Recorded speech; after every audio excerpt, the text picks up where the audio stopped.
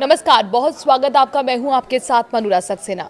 रूस और यूक्रेन के बीच अभी भी युद्ध चल रहा है। इस बीच ऐसी खबर आई है जो संकेत देती है कि शायद ये युद्ध अपने खत्म होने की ओर बढ़ सकता है। अमेरिकी राष्ट्रपति डोनाल्ड ट्रंप के प्रशासन ने रूसी अधिकारियों के साथ मिलकर एक 28 पॉइंट का शांति प्रस्ताव तैयार किया है, जिसे लेकर पूरे विश्व में चर्चा तेज हो गई है।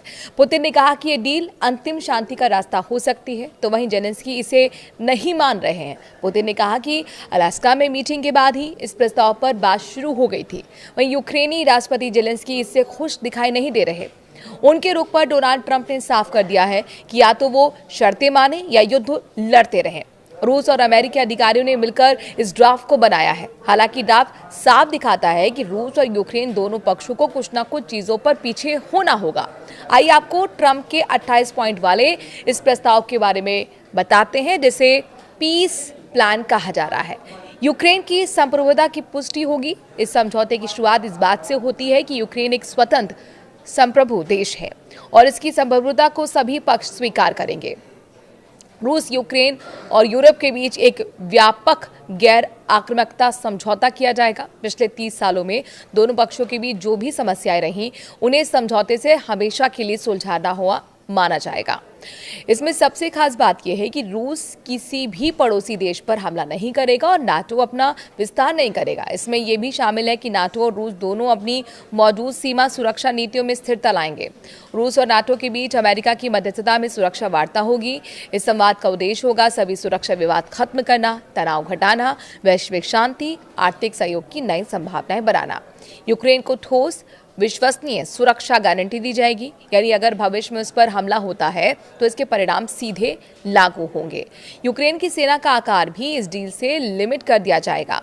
ये एक तरह का सैन्य प्रतिबंध है जो यूक्रेन की सैन्य संरचना को छोटा कर देगा। यूक्रेन अपने संविधान में लिखेगा कि वो नाटो में शामिल नहीं होगा। साथ ही नाटो अपनी विधियों में लिखेगा कि यूक्रेन को भविष्य में भी सदस्यता नहीं दी जाएगी। नाटो यूक्रेन में कोई सैनिक तैनात नहीं करेगा। इससे यूक्रेन नाटो की औपचारिक या फिर अनौपचारिक सैन्य उपस्थिति से मुक्त रहेगा। यूरोपीय फाइटर जेट्स पोलैंड में तैनात होंगे, यानी कि यूरोपीय सुरक्षा संरचना को यूक्रेन की सीमाओं से दूर रखा जाएगा। अमेरिका की सुरक्षा गारंटी की विस्तृत 4 शर्तें, जिसमें से है अमेरिका इस गारंटी के बदले आर्थिक मुआवजा प्राप्त करेगा। अगर यूक्रेन रूस पर हमला करता है तो गारंटी तुरंत खत्म की जाएगी। अगर रूस यूक्रेन पर हमला करता है तो अमेरिका और उसके सहयोगी निर्णायक सैन्य प्रतिक्रिया देंगे। सभी वैश्विक प्रतिबंध रूस पर फिर से लागू होंगे। किसी भी नए क्षेत्र की मान्यता रद्द होगी।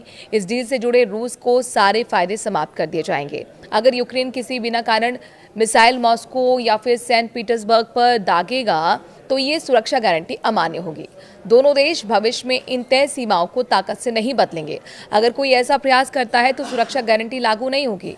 रूस यूक्रेन को द्नीपर नदी के व्यापारिक उपयोग की अनुमति देगा। काला सागर के रास्ते अनाज और माल भेजने की छूट सुनिश्चित की जाएगी। मानवीय समिति बनेगी। ये समितियां सभी कैदियों और शवों को ऑल फॉर ऑल आधार पर लौटाएंगी। सभी नागरिक बंदियों, बंधक बने बच्चों को वापस लाएगी। परिवार पुनर्मिलन कार्यक्रम चलाएगी और युद्ध पीड़ितों के लिए विशेष राहत उपाय लागू करेगी। यूक्रेन में 100 दिनों के भीतर नए चुनाव होंगे। युद्ध के सभी पक्षों को पूर्ण माफी, यानी कि कोई आगे मुकदमा दावा शिकायत नहीं की जाएगी। पूरा समझौता कानूनी रूप से बाध्यकारी होगा। इसकी निगरानी पीस काउंसिल करेगी, जिसका नेतृत्व राष्ट्रपति डोनाल्ड ट्रंप करेंगे। उल्लंघन पर प्रतिबंध भी लगेंगे। सभी पक्ष सहमत होते हैं तो फिर तत्काल युद्ध विराम लागू होगा। दोनों सेना तय स्थानों तक पीछे हटेंगी और समझौते को जमीन पर लागू करना शुरू कर दिया जाएगा। लेकिन इस पीस प्लान को लेकर आपको क्या लगता है कि वाकई अब रूस और यूक्रेन का युद्ध थमने वाला है? अपनी राय कमेंट के जरिए जरूर दीजिए। नमस्कार।